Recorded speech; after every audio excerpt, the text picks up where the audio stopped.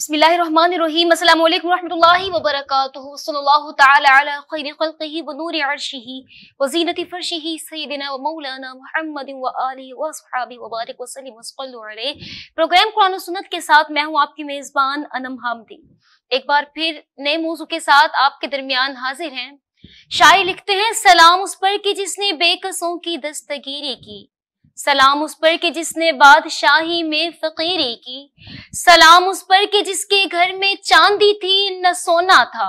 सलाम उस पर कि टूटा बोरिया जिसका बिछोना था, सलाम है आमिना के लाल ए महबूब सुभानी, सलाम है फख्रे मौजूदात फख्रे नो इंसानी, तेरी सूरत तेरी सीरत तेरा नक्शा तेरा जलवा, तबस्सुम गुफ्तगू बंदा नवाजी खंदा पेशानी। हजरत अम्मा आयशा सिद्दीक़ा रज़ियल्लाहु ताला अन्हा के पास एक सहाबी रसूल हाजिर हुए और अर्ज करते हैं कि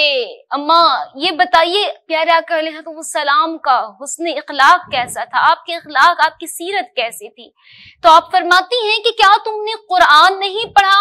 आपका इखलाक हमतन कुरान था, वो जिसके बारे में कुरान करीम फुरकान हमीद फरमाए, इन्नका लअला खुलुक़िन अज़ीम, हबीब बेशक आपको खुल्क़ अजीम इखलाक देकर भेजा गया है। ये मेरे महबूब अलैहिस्सलाम की सीरत तैयबा का हुस्न है, प्यारे की सीरत तैयबा का जमाल है कि जिसे अम्मा आयशा सिद्दीक़ा बयान फरमाती हैं। और हदीस कुतुब में तमाम सहाबा करम अलैहिम रिदवान हुज़ूर आका अलैहिस्सलाम की सूरत के साथ साथ सीरत के हुस्न को बयान करते खुद कुरान करीम फुरकान हमीद महबूब के हुस्न सीरत को बयान करता ही नजर आता है। हमारे साथ मौजूद हैं इल्मी और अदबी बड़ी शख्सियत और बिलखुसूस एन न्यूज़ के चैनल से जिन्हें आप बार बार मुलाहिजा करते हैं, जाने पहचाने जाते हैं, जनाब डॉक्टर प्रोफेसर अकरम हुरैरी साहब। आपको अपने प्रोग्राम में खुश आमदीद कहते हैं। अस्सलाम वालेकुम। कैसे हैं आप हुरैरी साहब? किस तरह से दिन गुजर रहे हैं आपके? अल्लाह का शुक्र, उसका एहसान है। माशाअल्लाह बारकल्लाह, अल्लाह रब्बुल इज्जत मजीद बरकतें अता फरमाए आपके इल्म और अमल में, उम्र में। हुरैरी साहब, आज हमारा जो मौजू है वो सीरत नबी सल्लल्लाहु अलैहि वसल्लम, हुजूर आका अलैहिस्सलाम की यकीनन जो सारी की सारी जिंदगी का हुस्न है ना, वो हुस्न यही है कि इसे महबूब अलैहिस्सलाम की सीरत के फूलों से सजा लिया जाए, उन रंगों से सजा लिया जाए तो यकीनन जिंदगी दुनिया में भी और आखिरत में भी हसीन हो जाती है। बिल्कुल सही बात है। सीरत रसूल सल्लल्लाहु अलैहि वसल्लम अमली ताल्लुक ही अकीदे रिसालत का हक अदा करता है, वरना मोहब्बत उल्फत और अकीदत के और भी रास्ते हैं जो इंसान जो है वो इख्तियार करता है। लेकिन अगर महबूब की बातों पर अमल न किया जाए, उनकी सुन्नत को न अपनाया जाए, तो फिर वो हकीकी ताल्लुक नहीं होता है। चाहे लोग जितना मर्जी जो है वो कहते रहें कि हमें बड़ा कल्बी आपके साथ लगाव है, ताल्लुक है, लेकिन आम रोज़मर्रा ताल्लुकात में भी हम देख लें कि अपने मसाहिबीन के साथ अगर एक दूसरे के साथ वो रज़ा तस्लीम वाला ताल्लुक नहीं है तो वो उसको मोहब्बत नहीं कहा जाता, उसको अकीदत नहीं कहा जाता। तो अल्लाह रब्बुल इज़्ज़त ने अपनी शरीयत के नज़ूल का जो असूल और ज़ाब्ता इस दुनिया में मुतारफ़ करवाया है कि वही को अपने फरिश्ते के ज़रिए से वक़्त के पैगम्बर पर नाज़िल फरमाया, और उसके बाद उस पैगम्बर का हक ये था कि वो अल्लाह की शरीयत को, अल्लाह के अहकामात को, अल्लाह के दीन को, अल्लाह के असूल व ज़वाबित को जो उसने इंसानों के लिए तय फरमाए हैं, वो अपने पैगम्बर अलैहिस्सलाम की उसवे हसना के ज़रिए से, आपकी तशरीहात के ज़रिए से, आपकी तफसीरात के ज़रिए से, आपके अमली नमूने के ज़रिए से उसको मुतारफ़ करवाया जाए। और ये सिलसिला अल्लाह रब्बुल इज़्ज़त ने कायम फरमाया सैयदना आदम अलैहिस्सलाम से लेकर के पैगम्बर मुस्तफ़ा सल्लल्लाहु अलैहि वसल्लम तक चलता रहा। पहले तो ये था कि हर इलाके में ज़बान और कौम के लिहाज से पैगम्बर आते रहे, फिर जो है इसमें वुसअत आती गई, पैगम्बर आते थे वो पहले नबी की बातों को ही आगे बढ़ाते थे, फिर अल्लाह रब्बुल इज़्ज़त कुछ नई शरीयत में भेजकर रसूलों का इंतखाब फरमाता था। तो ये सिलसिला चलते चलते हज़रत सल्लल्लाहु अलैहि वसल्लम पर जब पहुंचा तो अल्लाह ने इस पर खातमुन नबीयीन फरमा दिया कि आप अलैहिस्सलाम दुनिया के आखिरी पैगंबर हैं, नबी हैं। इसके बाद अल्लाह की शरीयत बंदों तक पहुंचाने के लिए कोई और पैगंबर नहीं आने वाला। तो जब और पैगंबर नहीं आना तो गोया कि अल्लाह का जो आखिरी पैगाम है वही इंसानों के लिए दुनिया के कयाम तक कायम रहने वाला है, वही نظام ہمارے لیے کافی ہے، اور اس کے لیے اللہ رب العزت نے اپنی وحی کے ذریعے سے، قرآن حکیم کی آیات کے ذریعے سے ہمیں یہ باور بھی کروا دیا کہ جو دین میں پیغمبر مصطفیٰ صلی اللہ علیہ وسلم کے ذریعے سے تم تک دے چکا ہوں، اس کو میں نے پسند فرما لیا ہے۔ وَرَضِيتُ لَكُمُ الْإِسْلَامَ دِينًا، کہ تمہارے لیے اس دین کو میں نے اپنے لیے پسند فرما لیا ہے۔ تو حضرت صلی اللہ علیہ وسلم آخری پیغمبر ہیں، پیغام کے لحاظ سے بھی، شخصی اعتبار سے بھی، اور ہر ایک اعتبار سے اللہ کے آخری پیغمبر اور اس کے رسول ہیں۔ آپ علیہ السلام کی کسی بھی صفات سے متصن شریک ہوتے ہوئے کوئی بھی بات کا آنے والا جو ہے وہ آپ کی کسی صفت میں دعویٰ نہیں کر سکتا کہ میں فلاں لحاظ سے پیغمبر ہوں، فلاں لحاظ سے نبی ہوں۔ تو اس کا ٹوٹلی دروازہ جو ہے وہ بند ہو چکا ہے۔ اب جب یہ چیز جو ہے وہ بند ہوگی تو پھر اس کے بعد حضرت صلی اللہ علیہ وسلم نے کیا فرمایا کہ العلماء ورثۃ الانبیاء، کہ میرے بعد جو ہے علماء، اہل علم، دیندار، دین کو اپنانے والے، دین کو جاننے والے، وہ نبیوں کے وارث ہیں۔ ہاں جی، اور اس میں پھر اللہ رب العزت نے جو امت خیر ہونے کا ٹائٹل عنایت فرمایا، وہ بھی اسی وجہ سے کہ وہ پیغمبروں والا کام جو اللہ رب العزت لیتا تھا، وہ اب اللہ آپ علیہ السلام کی امت کے لوگوں سے جو ہے وہ جو لے رہا ہے، اس وجہ سے وہ کام جو ہے وہ نبی کی امت وہ کام کرنے کی وجہ سے امت خیر کہلاتی ہے۔ یہاں سے رسول اللہ صلی اللہ علیہ وسلم کی جو سیرت شروع ہوتی ہے، تو اس کے لیے بہتر ہوگا کہ حضرت صلی اللہ علیہ وسلم کی سیرت طیبہ کو آپ علیہ السلام کے بچپنے سے جو ہے وہ دیکھا جائے، آپ کی قبل از نبوت کو دیکھا جائے، پھر آپ کے اوپر نبوت کا نزول ہوتا ہے، اس کے بعد پھر شریعت کا جو ارتقا ہوتا ہے، آپ علیہ السلام کی نبوت کا جو عروج ہوتا ہے، اس کے ذرا زاویوں کو جو ہے وہ دیکھتے ہوئے شریعت کا، حضرت صلی اللہ علیہ وسلم کی سیرت طیبہ کا جب مطالعہ کریں گے تو یقیناً ہمیں آپ علیہ السلام پر نازل ہونے والا دین بھی سمجھ آئے گا، اور آپ علیہ السلام کی سیرت بھی ہمیں دلچسپ لگے گی اور ہمیں فائدہ بھی دے گی۔ بالکل ایسا ہے رضی صاحب، نبی کریم صلی اللہ علیہ وآلہ وسلم کے جیسے کہ آپ نے فرمایا کہ سیرت کا آغاز تو بچپن سے ہی ہو جاتا ہے نا، اور بچپن میں بھی انتہائی بچپن جو ایک رضاعت کی مدت ہے، محبوب علیہ السلام کی سیرت کے حسن کی جھلکیاں تو اس ابتدائی رضاعت میں ہی نظر آتے۔ جب آپ حضرت دائی حلیمہ کے پاس رضاعت کے لیے تشریف لے گئے، یا حضرت دائی حلیمہ آپ کو لے کر تشریف لے گئیں، تو پھر آپ کا ایک پستان سے دودھ نوش فرمانا اور پھر چھوڑ دینا، یہیں سے ہی ایک سیرت، ایک برابری، ایک تسلسل، ایک عدل۔ جی، یہ انسان کے ماحول پر اس کے اثرات ہوتے ہیں۔ حضرت صلی اللہ علیہ وسلم پر جب نبوت نازل ہوئی، اور اس سے قبل کا جو وقت ہے اس میں آپ علیہ السلام بھی اور اس طرح کئی لوگ سلیم الفطرت تھے۔ سلیم الفطرت کا معنی ہے کہ جو اللہ رب العزت نے انسان کی فطرت تخلیق فرما دی ہے کہ وہ اس کے مطابق جو ہے وہ چلنے والے ہیں، یعنی برائی کو چاہنے والے نہیں، برائیوں کا ارتکاب کرنے والے نہیں۔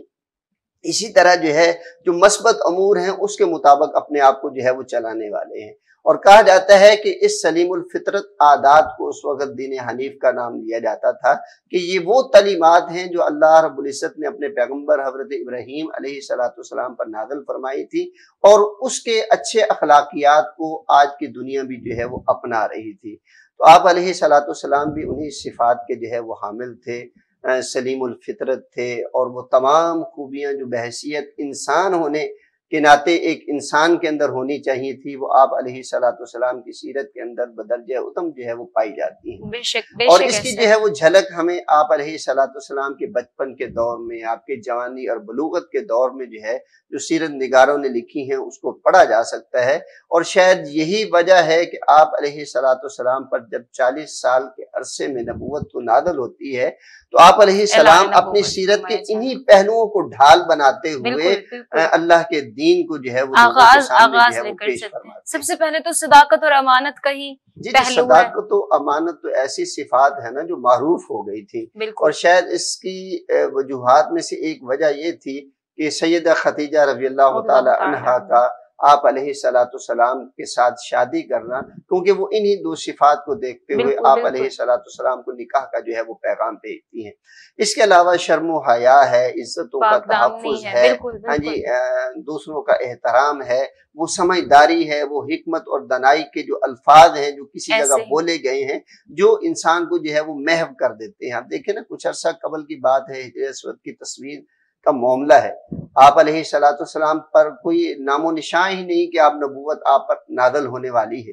देखें उस वक्त भी अगर उन्होंने आप अलैहिस्सलाम को मुंतखब फरमाया कि ये शख्स हिजर अस्वद का पत्थर तनसीब फरमाएगा, ये फैसला फरमा देगा, तो उसमें क्या था? वो आपकी सीरत की अच्छे पहलू थे, वो आपकी हिकमत भरी बातें थी जो आप मुख्तलिफ मजालिस में जो है वो किया करते थे। हकम भी आपको बनाया गया, और फिर इस बात पर हालांकि खुद झगड़ रहे थे आपस में, लेकिन जब ये फैसला हुआ कि नबी करीम सल्लल्लाहु अलैहि वसल्लम उनकी तस्नीफ फरमाएंगे, तो आप फौरन से वो सारे के सारे लोग मान भी गए। जी बिल्कुल, ये मुसल्लिमा शख्सियात चंदे की होती हैं, और अल्लाह रब्बुल इज्जत ने अपने अंबिया को ये शरफ दिया है कि वो नबूवत से पहले उनका मकाम व मर्तबा मुआशरे के अंदर ऐसा बना दिया जाता है ताकि बाद में लोग उन पर ईमान लाते हुए उनको आसानियां नसीब हो। लेकिन ये है कि शायद तारीख जब हम पढ़ते हैं अंबिया अलैहिमुस्सलाम की, कि उनकी शख्सियत के बेशबहा अच्छे पहलू जब उन्होंने अल्लाह के दीन को लोगों के सामने पेश करना शुरू किया, तो लोगों ने उनसे जो है वो आंखें चुरा ली। उन्होंने वो आपकी तमाम सिफात जो होती थी पैगंबरों की, उनको पसे पुष्ट डालते हुए फिर वो अपने नजरिए को देखने लग गए कि वो रवायात, वो नजरिया, वो दीन, वो शरीयत, वो असूल व कवायद जो हमारे आबाओ अजदाद नस्लों से चलाते आ रहे हैं, उनका क्या बनेगा? ये तो हमारे खिलाफ खड़े हो गए। तो उन्होंने फिर जो है वो आना, जिद, तासुब को मद्देनजर रखते हुए आप अलैहिस्सलाम पर ईमान न लाए। तो ये सारी चीजें हैं जो आप अलैहिस्सलाम को भी जो है वो फेस करना पड़ी। देखें कि वही मुबारका नाज़िल होती है, आप अलैहिस्सलाम उसके बाद जो है जब अल्लाह ने हुक्म दिया कि एलानिया दावत दीजिए, तो फिर एक मुनादी करके आपको सफ़ा की पहाड़ी पर लोगों को इकट्ठा करना पड़ा। आप अलैहिस्सलाम उनको वैसे भी कह सकते थे भी अल्लाह ने आप पर जो है वो मुझे नबी बनाकर भेज दिया है, और इस तरह जो है वो अल्लाह के दीन को कबूल कीजिए, और वो रवायात जो सारी थी जिसके बारे में तफसील हम मिलती है। लेकिन आप अलैहिस्सलाम ने एक बड़ा अच्छा फैसला किया जो बाद में आने वाले दाईन के लिए भी एक बड़ा इनिशिएटिव भी है कि वो भी अपने किरदार को पहले बेहतर करें और उसके बाद जो है वो अपनी जो है वो समझ को दुरुस्त करें। तो आप अलैहिस्सलाम वहां पे लोगों को इकट्ठा फरमा के पूछते हैं कि अगर इस वादी के पीछे एक ऐसा लश्कर आने की मैं खबर दे दूं जो तुम पर जो है वो हमला करेगा, तो क्या मेरी बात को जो है वो तस्लीम करोगे? हाँ जी। आप साहब इसमें फिर एक नुक्ता ये भी तो निकलता है ना कि जब कुल हुवल्लाहु अहद का ऐलान फरमाने का वक्त हुआ ना, तो फिर अल्लाह रब्बुल इज्जत ने सबसे पहले, क्योंकि इन हुआ इल्ला वही यूहा, ये वो तो फरमाते ही नहीं ना, बगैर वही के तो कुछ फरमाते ही नहीं, बोलते वही है जो रब की तरफ से वही हो। तो महबूब का पहले ये पूछना कि अगर मैं कहूं कि एक जमात है जो हमला कर देगी तो क्या मेरी बात का यकीन करोगे? एक तो किरदार की मजबूती भी आ गई, और फिर प्यारा का अलैहिस्सलाम की जो साइकोलॉजिकल इम्पैक्ट भी है कि बात को तस्लीम करवाने से पहले जो है वो उनको जो है वो पूछ लिया जाए। जैसे माँ बच्चे को जो है वो कहती है कि अच्छा ये चीज खा लें फिर मैं आपको दूध दूंगी, तो इस तरह जो है वो कोई चीज खिलाने के लिए, तो इसी तरह आप अलैहिस्सलाम ने उनके अंदर भी एक नफ्सियाती तौर पर इम्पैक्ट डालने के लिए ये बात आप अलैहिस्सलाम ने उनसे दरियाफ्त फरमाई। जब उन्होंने कहा कि आपका किरदार हमारे सामने, और ये नहीं कहा था कि किरदार आपके सामने, बल्कि उन्होंने कहा कि हमने आपको बार बार आजमाया है, ऐसे जर्रबना अलैका, बार बार हमने आपको जो है वो आजमाया है, इल्ला सिद्का, मगर हमने हमेशा आपको सच्चा पाया है। अगर आप कहेंगे तो हम यकीनन जो है वो आपकी बात को तस्लीम करेंगे और उसके नतीजे में जो है हिफाजती इक़दाम जो होने चाहिए वो करने शुरू कर देंगे। उस वक़्त आप अलैहिस्सलाम फरमाते हैं कि अय्युहन्नास क़ूलू ला इलाहा इल्लल्लाह तुफ़्लिहू व तमलिकू बिहल अरब वल अजम व इज़ा मुत्तुम फदखुलुल जन्नता अदद। ये 3 अल्फाज आप अलैहिस्सलाम ने वहां पे बोले, और मुहद्दिसीन के यहाँ कहा जाता है कि ये पहली हदीस मुबारका है जो शरीयत के नज़ूल के बाद आप अलैहिस्सलाम ने जो है वो बयान फरमाई। کہ اے لوگو لا الہ الا اللہ کہہ دو، تم کامیاب بھی ہو جاؤ گے، تملکو بہل عرب والعجم، عرب و عجم پر تم حکمران بھی بن جاؤ گے، اور یہ دنیا چھوڑ کر کے جاؤ گے تو ہمیشہ رہنے والی جنت جو ہے وہ تمہارا مقدر ہوگی۔ تو 3 ضمانتیں آپ علیہ السلام نے یہاں پہ دی ہیں۔ اب آپ کا کردار، سب سے پہلے کردار کی حفاظت کرنے والے انسان کے ریلیٹیوز ہوتے ہیں، ان کے قریبی رشتے والے ہوتے ہیں، اور بعد میں جو ہے وہ دوسرے ہوتے ہیں۔ اور ہم نے معاشرے میں یہ دیکھا ہے کہ جب انسان کے اپنے قریبی مخالف ہو جائیں تو باقی افراد بھی جو ہے وہ ان کی مخالفت پر اکسانا شروع کر دیتے ہیں اپنے آپ کو، یا ان کے لیے سہولت ہو جاتی ہے۔ تو سب سے پہلے جو آپ کے چچا تھے ابو لہب، وہ مخالفت میں کھڑے ہوئے اور بہت بڑے الفاظ اس وقت بول دیے کہ تب اللہ کا یا محمد نعوذ باللہ من ذالک، کہ اے محمد آپ کے ہاتھ جو ہے وہ خاک آلود ہو جائے، نعوذ باللہ من ذالک۔ جب انہوں نے دیکھا کہ جب آپ کے سکے چچا آپ کی مخالفت میں بڑھ رہے ہیں تو پھر صاف ظاہر ہے دوسرے لوگ بھی باتیں کرنے میں جو ہے وہ صاحب بس یہاں پر بریک لے لیتے ہیں، اس کے بعد انشاءاللہ یہیں سے گفتگو کا سلسلہ شروع کریں گے۔ یہاں پر وقت چاہتے ہیں ایک بریک کا، بریک کے بعد آپ سے ملتے ہیں۔ والسلام۔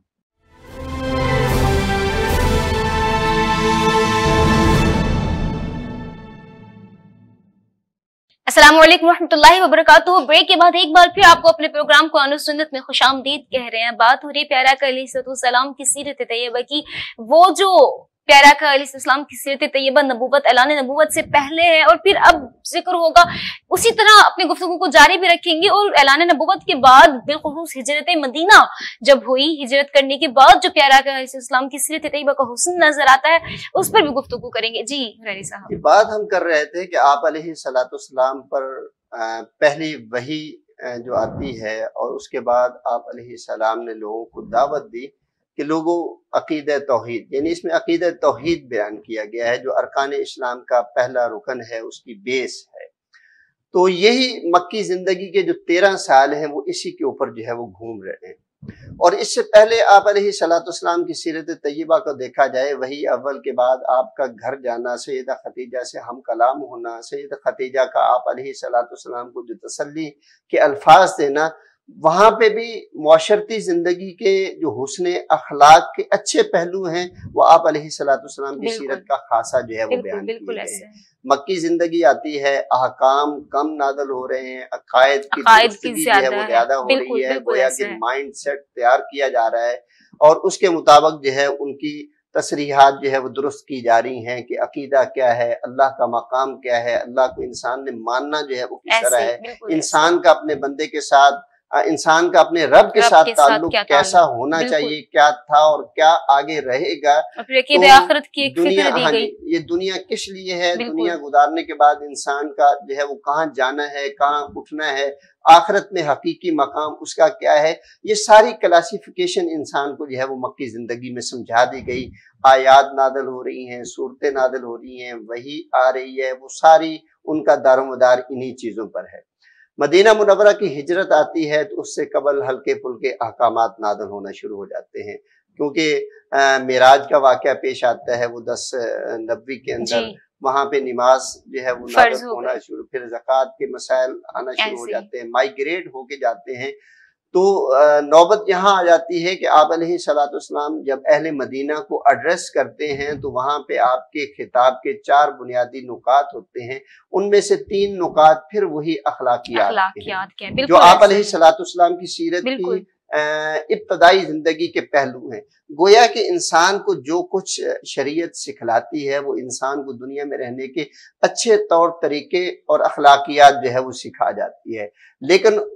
قرآن حکیم کا، رسول اللہ صلی اللہ علیہ وسلم کی سیرت ہمیں یہ بھی بتلاتی ہے کہ ان اخلاقیات کی وقت تب ہے جب آپ کا عقیدہ درست ہوگا۔ اگر عقیدہ درست نہیں تو اخلاقیات اس سے پہلے موجود تھی، گویا کہ عقیدہ انسان کا بگڑ چکا تھا۔ وہ توحید جو اللہ رب العزت کے ساتھ انسان کا تعلق مضبوط بناتی ہے وہ انسان کی گڑبڑ ہو چکی تھی، وہ اس کی تصحیح کی ضرورت تھی، تو اللہ رب العزت نے پیغمبر علیہ السلام کو نازل فرمایا، اور اس کے بعد جو ہے یہ تصحیحات ہوتی ہے۔ اب مدینہ منورہ کی زندگی میں آپ داخل ہوتے ہیں تو آپ خطاب فرماتے ہیں کہ وہاں پہ وہی اول میں فرمایا کہ ایھا الناس، اور یہاں پہ فرمایا پھر ایھا الناس افشوا السلام وصلوا الارحام واتئموا الطعام وصلوا باللیل والناس نیام۔ اور پھر انجام کار کے طور پر فرمایا کہ تدخلوا الجنۃ بسلام، کہ آپ علیہ السلام فرماتے ہیں کہ لوگوں سلام کو عام کر دو، کہ بیسک جو پوائنٹ ہے مسلم قوم کا وہ ہے کہ ایک دوسرے سے جو ہے وہ پروٹیکشن ملتی رہے، وہ حفاظت میں رہے، وہ اس کی طرف سے سلامتی میں رہے، اسے دوسرے کی طرف سے کوئی خطرہ نہ ہو، اس کی طرف سے دوسروں کو جو ہے وہ خطرہ نہ ہو۔ پھر میل ملاپ کے طور پر فرمایا کہ ایک دوسرے کو جو ہے وہ کھانا کھلائیں، اس سے معاملات جو ہے وہ درست ہوتے ہیں، ایک دوسرے کو سمجھنے میں مدد ملتی ہے، اور حقیقی طور پر جو اللہ کے دین کے پھیلاؤ کی جو ضرورت ہے اس کے لیے مل بیٹھنا بہت ضروری ہے، اور مل بیٹھے گا مسائل حل ہوں گے، اور اس سے جو ہے وہ بات آگے بڑھنا شروع ہوگی۔ پھر انسان کے دنیا میں سب سے قریبی جو تعلقات ہیں اس کے رشتہ دار ہیں، رشتہ داری کے حوالے سے بات کی گئی، اور آخری بات جو ہے وہ فرمائی گئی کہ نمازیں اس وقت قائم کرو جب تم جو ہے وہ لوگ سو رہے ہو اور تم اللہ سے ہم کلام ہو رہے۔ تو یہ سارے معاملات ہمیں یہ بتلا رہے ہیں کہ انسان کے جتنے بھی معاملات ہیں ان کی بیس جو ہے وہ اللہ کی رضا کے لیے انسان کی ہونی چاہیے، کہ جو بھی وہ کام کرتا ہے وہ مالک ارض و سما جو ہے اس کے لیے وہ کرے، اسی کی چاہت کو حاصل کرنے کے لیے کرے، اور اسی کی رضا کے لیے کرے۔ اور فرمایا کہ جب یہ چاروں کام آپ کریں گے تدخلوا الجنۃ بسلام، تم آرام سکون سے امن کے ساتھ سلامتی والی جنت میں داخل۔ آپ علیہ الصلوۃ والسلام کی سیرت کی ابتدا، آپ کی سیرت سے نبوت سے قبل کا وقت، سیرت کی ابتدا، تعلیمات الہی کا نزول، مکی زندگی کا اختتام، مدینہ منورہ کی ہجرت، اور اس کے بعد کی تعلیمات، اور پھر احکام کا نازل ہونا، جو ہمیں بتلا رہا ہے کہ شریعت نے بتدریج انسانیت کی تعلیم فرمائی، اس کی اصلاح فرمائی، اور پھر صاحب آہستہ آہستہ ان کیٹیگریز میں اصلاح اور اس کے احکامات کے ساتھ ساتھ وہ جو چارٹر دیا گیا خطبہ حجت الوداع میں، جی بالکل، وہ اسی بنیاد پہ آ جاتا ہے نا۔ خطبہ حجت الوداع کو آپ دیکھیں نا کہ آپ علیہ الصلوۃ والسلام پر نازل ہونے والے دین کی کمپلیشن جو ہے اس کی خبر جو ہے وہ دی ہے، انٹیمیٹ کیا جا رہا ہے، اور اس کے جو ہے وہ پہلو سیرت کی ہر کتاب میں ہمیں ملتے ہیں کہ آپ علیہ الصلوۃ والسلام اس وقت ایک جمع غفیر کے ساتھ، جس کو سیرت نگار 1 لاکھ سے اوپر جو ہے وہ بتلاتے ہیں کہ وہ تھے، آپ علیہ السلام اونٹنی پہ سوار ہیں، لوگوں سے سوال کرتے ہیں، پھر آسمانوں کی طرف نگاہ اٹھاتے ہیں، فرماتے ہیں کہ اللہ تو گواہ ہو جا کہ میں نے اللہ تیرا پیغام ان تک جو ہے وہ پہنچا دیا ہے۔ اب لوگوں کے سامنے شہادت دینا، لوگ گواہی دے رہے ہیں کہ آپ نے اللہ کا پیغام ہمیں پہنچا دیا۔ پھر اس کے بعد آسمانوں کی طرف دیکھ کر کے اللہ کے پیارے حبیب صلی اللہ علیہ وسلم نے فرمایا کہ اللہ تو بھی گواہ ہو جا، اور اللہ نے اپنی گواہی پھر نازل فرمائی کہ الیوم اکملت لکم دینکم واتممت علیکم نعمتی ورضیت لکم الاسلام دینا، کہ آج کے دن ہم نے تمہارے اوپر دین کو مکمل کر دیا، اب اس میں نہ کمی ہوگی نہ اس میں اضافہ ہوگا، اور اسی دین کو تمہارے لیے ہم نے پسند فرما لیا ہے کہ تم اس کو جو ہے وہ اختیار کرو۔ نعمت احکام جو تم پر نازل ہونے تھے وہ بھی مکمل کر دیے گئے۔ تو یہ اتنی بڑی خوشخبری ہے، آپ علیہ الصلوۃ والسلام کی سیرت کی، آپ کی نبوت کی اتنی بڑی کامیابی ہے کہ جس کو دنیا والے جو ہے وہ دیکھ کر ترستے رہے، سابقہ امتوں کے نبیوں کی تعلیمات کے فالورز جو ہے وہ اس کو رشک کی نگاہوں سے دیکھتے رہے، کہ سیدنا عمر رضی اللہ تعالی عنہ کا دور مبارک ہے کہ ایک یہودی آ کر آپ علیہ السلام حضرت عمر کو سوال کرتا ہے کہ اے عمر، اگر یہ آیات ہماری شریعت کے نازل ہوئی ہوتی تو ہم اس کو عید کا دن جو ہے وہ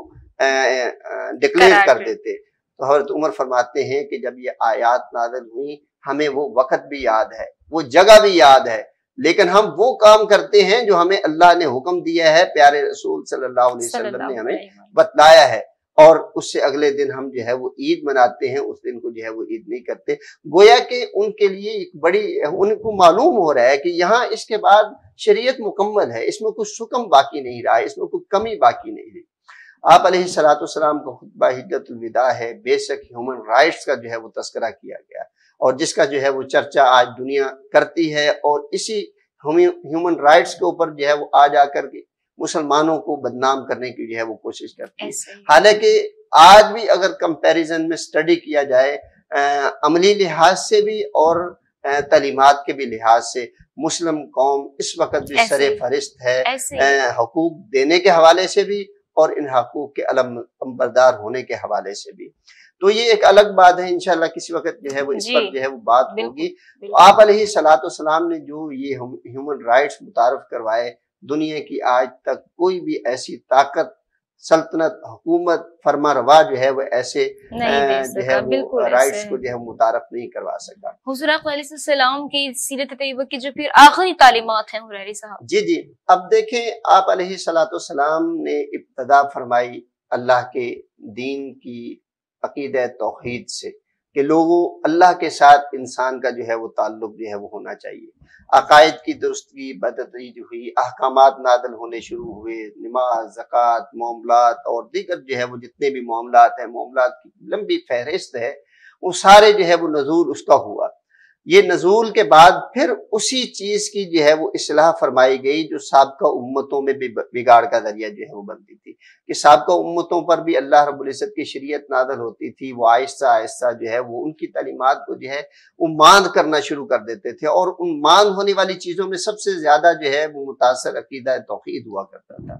تو آپ علیہ السلام بھی زندگی کے آخری لمحات ہیں اور مختلف جو ہے وہ چیزیں بیان فرما رہے ہیں، اس میں عورتوں کا ذکر فرمایا، اس میں جو ہے وہ غلاموں کا تذکرہ فرمایا، اور پھر آخری الفاظ جو محدثین نے جو ہے وہ روایت کیے ہیں کہ آپ علیہ السلام فرما رہے ہیں کہ لعن اللہ الیہود والنصارى اتخذوا قبور انبیائہم مساجدا۔ اب آپ علیہ السلام نے یہودیوں اور عیسائیوں پر، ان یہودیوں اور عیسائیوں پر لعنت فرمائی جنہوں نے اپنے پیغمبروں کی قبروں کو سجدہ گاہ بنا لیا تھا۔ اور آپ علیہ السلام پھر حضرت عیسیٰ علیہ السلام کا حوالہ دے کر کے کہتے ہیں کہ مجھے ان کی طرح جو ہے وہ اتنا بڑھا چڑھا کر جو ہے وہ مت پیش کرنا کما اطرت نصارى عیسیٰ ابن مریم، کہ جس طرح کہ نصارہ نے، عیسائیت نے حضرت عیسیٰ علیہ السلام کو بڑھا چڑھا، خدا کا بیٹا مان لیا تھا۔ اللہ نے اس کو پیغمبر بنایا تھا، مریم علیہ السلام کے بیٹے تھے، لیکن انہوں نے کہا کہ نہیں، دس از اے پارٹ آف گاڈ، یہ اللہ کا ایک حصہ ہے، اللہ کا بیٹا ہے۔ کسی نے بیٹا کہہ دیا، کسی نے اللہ کا حصہ کہہ دیا، تو ایک کنٹراورشل جو ہے وہ سٹیٹمنٹ سامنے آ گئی، جو کہ اللہ رب العزت نے اپنے کلام حمید میں، قرآن حکیم میں جگہ جگہ جو ہے اس کا رد فرمایا۔ آپ علیہ السلام نے بھی دنیا سے رخصت ہوتے ہوئے اپنی امت کی جو ہے وہ یہاں پہ اصلاح فرمائی کہ چاہے پیغمبر کی قبر ہو، آپ علیہ السلام کی امت کا کوئی فرد جو ہے وہ اس کو جو ہے وہ سجدہ گاہ جو ہے وہ نہیں بنائے گا۔ بالکل ایسا ہے، سجدہ گاہ نہیں اللہ رب بنائی العزت جاتی۔ کی عبادت اس دنیا میں ہونی ہے، وہی ہوگی اور وہی ہوتی رہے گی۔ تو گویا کہ آپ علیہ السلام کی زندگی کے آخری الفاظ اس وحی اول کو جو ہے وہ ریلیٹ کر رہے ہیں، کہ آپ علیہ السلام فرماتے ہیں کہ ایھا الناس قولوا لا الہ الا اللہ تفلحوا وتملکوا بها العرب والعجم، اور پھر آخری عمر میں بھی اسی عقیدہ توحید کی اصلاح فرماتے ہوئے نظر آ رہے ہیں۔ اور ہمیں بالخصوص آپ علیہ السلام کی سیرت کو پڑھتے ہوئے اس پہلو کو جو ہے وہ ہمیں غور سے دیکھنا چاہیے۔ اس پر مولانا حالی علیہ رحمہ نے مسدس حالی کے اندر اس میں جو ہے وہ بڑے خوبصورت الفاظ میں اشعار بھی جو ہے وہ پروئے ہیں، تو جن کو دیکھنے کی جو ہے وہ ضرورت ہے۔ تو اللہ رب العزت سے دعا ہے کہ اللہ کریم ہمیں جو ہے وہ حضور علیہ السلام کی سیرت پر کما حقہ عمل کرنے اور اپنانے کی توفیق عطا فرمائے۔ آمین آمین آمین ثم آمین۔ بالکل اللہ رب العزت ہم سب کو پیارا کا علیہ السلام کی سیرت طیبہ پر عمل کرنے، اس کا علم حاصل کرنے، صحیح جستجو کرنے، صحیح علم حاصل کرنے کی توفیق عطا فرمائے۔ وہ شاعر لکھتے ہیں کہ تیری صورت تیری سیرت زمانے سے نرالی ہے، تیری ہر ہر ادا پیارے ادائے بے مثالی ہے۔ اور یہیں پر مجھے اجازت دیجیے، ایک بار پھر آپ کے ساتھ، آپ کے سامنے پیش ہوں گے نئے موضوع کے ساتھ، ایک نئے مہمان کے ساتھ۔ ہمارے ساتھ رہیے گا، تب تک کے لیے اللہ حافظ۔